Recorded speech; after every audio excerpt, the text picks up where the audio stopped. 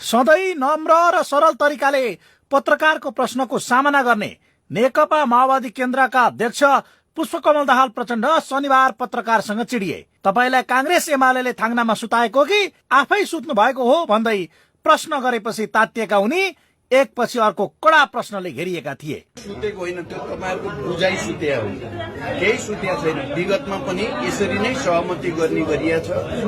मुख्य सचेतकहरूले हस्ताक्षर गर्ने प्रचलन पहिलादेखि पनि थियो।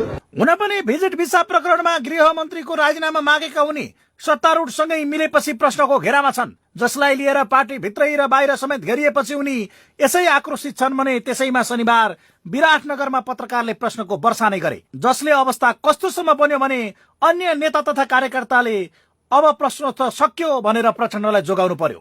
अर्थात् 2 हप्ता सदन अवरुद्ध गरेर चिसै पानीले नुहाएपछि अहिले उनलाई आफ्नै बोली भारी परिरहेको छ। विरोध गरेको हुनाले त छानबिन गर्ने सरकार आउन पर्यो नि त, समिति बनाउन आउन पर्यो नि। त्यो नगरेको भए त्यो हुने के? अझै यस्तो खालको सरकार हो भाइ देखिराख्नु भएको छ। एउटा कुनै घटना विशेष, एउटा कुनै इस्यु विशेषबाट कुनै नेताहरूको जीवन निर्धारण हुने कुरा होइन।